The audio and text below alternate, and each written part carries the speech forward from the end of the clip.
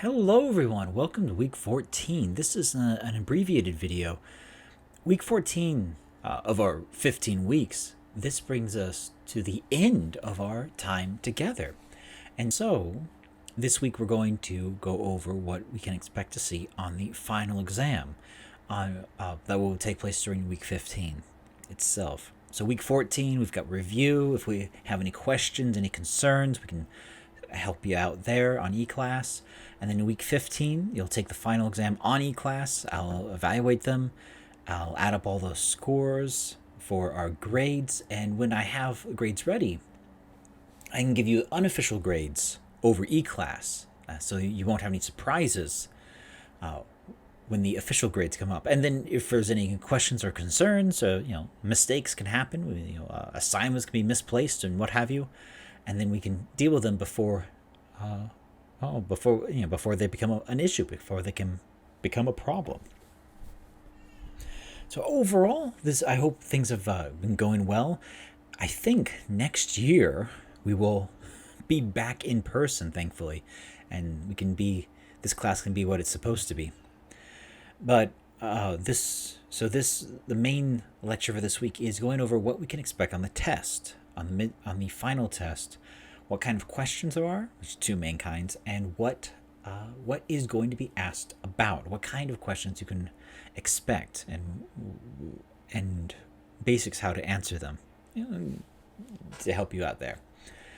So hopefully it's helpful to you, and if we have any questions, make sure we can ask them on eClass. Please do not forget about your accent assignment. That is still ongoing, and that is actually, effectively, that same question is going to be on the test. So if you do that question, and you do it all right, there's a bit of a test right there. That's pretty cool. All right, let's jump in to the main body of the lecture, and we'll see you on the other side. With that, let's take a look of what's going to be on the test, what we can expect. Some of us got a little confused, misunderstanding, sort of whichever word we like, on the midterm, and I want to avoid that if possible. So let's go over what's going to be on the test itself. Well, first, let's establish, yes, the test is online. Make sure when you sit down to take it, you have enough time to take it. This is going to be longer than the midterm test. Once it's all ready, I'll send an announcement out on eClass on how much time I expect you to take it, whether it be 45 minutes or 50 minutes. And you'll have more than enough time given to complete it. I'll give you 180, 240 minutes, whatever it may be. But I want to make sure that you understand that you need to be able to sit down and take the test there. I am going to turn on the copy and paste protection function on eClass. What that means is you won't be able to copy and paste into the test box for answers. So you'll need to type in your answers into the text box directly. For this reason, spelling and grammar are not going to be emphasized in grading, because you're going, and spell check's not going to be 100%. If you were typing this in, MS Word or Google Docs, then spelling, I'd expect spelling to be much more correct. But for this, it's a time limit. Spelling is not as important as the content of your answers. With that, let's talk about the types of questions. First, we have multiple choice. You'll be given you'll need to correctly identify the correct or the most correct answer from a choice of 4 or 5. You've seen this many, many times over. You just need to choose the most correct answer. Because sometimes there might be some questions where you'll have a choice of answers. For example, if you're asked to identify the meaning of a metaphor, and you'll need to choose the most correct one. And it will be obvious which one is most correct, as in we're talking 99% correct versus 5% correct. That happens with language. Now, the other main kind of question, main category question, is the essay or short answer. Now, as you can imagine, these questions require you to type an answer to the question and provide some justification of your answer. Some of these questions are going to be more short answer, as in they're single sentence answers. But E-class is silly. There is a category to put short answer, but that requires me to put in the correct answer, and that needs to be an exactly correct answer. So if if the example, I ask, what day is today? Today being Sunday, and you type in Sunday, capital S UNDAY, and I put the answer as lowercase s UNDAY, then E-class marks you as wrong. And so it's easier, for me at least, just to look at the answer and give points rather than having to go back and look at it anyway and check and make sure that the answers are correct. So technically, on E-class, they're all marked as essay, but some of the questions will be short answer. You're expected to make one sentence answers. Some of them are going to be longer, where you'll be asked to justify and make a short paragraph of an answer. With that, let's take a look at what kind of questions you can be expected to see on the test. And this should give you a very good idea of what to study on, what to review on. So let's take a look. First, for multiple choice, which of the following is not a type of metaphor we discussed in class? So now, discussed in class, take a look at the PPT we had about metaphors, and also in your text about metaphors.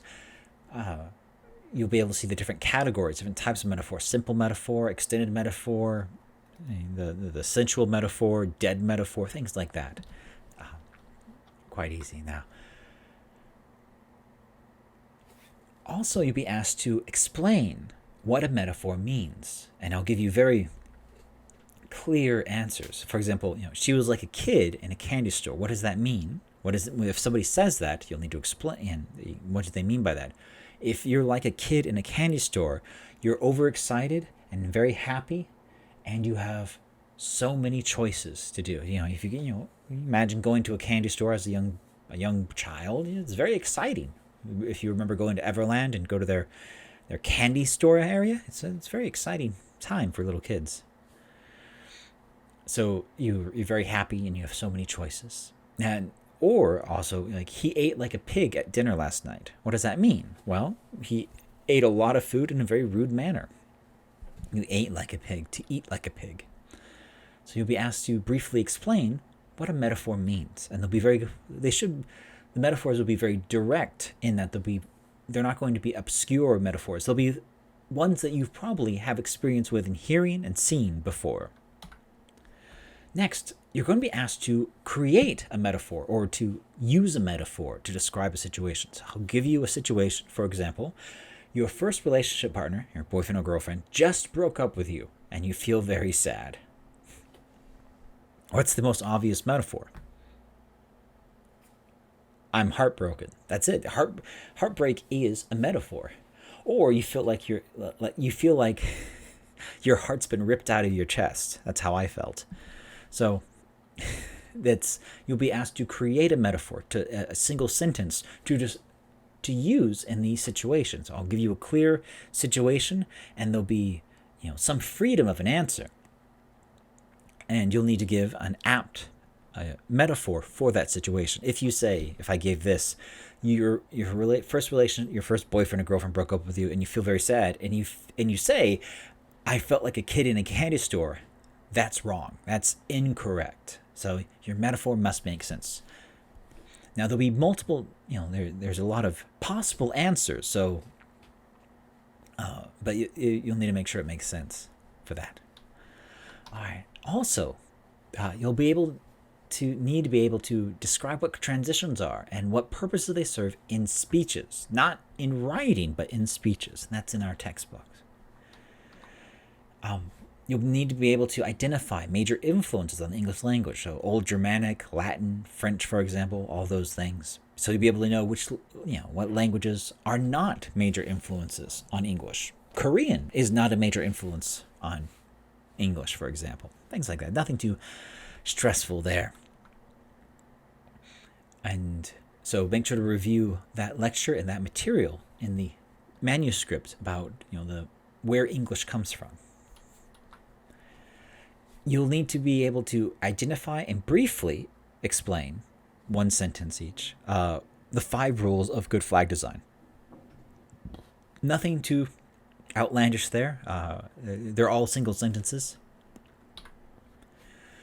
You'll need to be able to identify and describe one of the in-class discussion activities we modeled in class. If you remember those 3 weeks we had in person, we did some different discussion activities. The pyramid discussion, the circle activity, the speed dating activity, those are the same one, the jigsaw activity, those different ways of having discussions, of having students talk to each other, and what is one strength and one weakness of that model. So what was good about it, what was bad about it.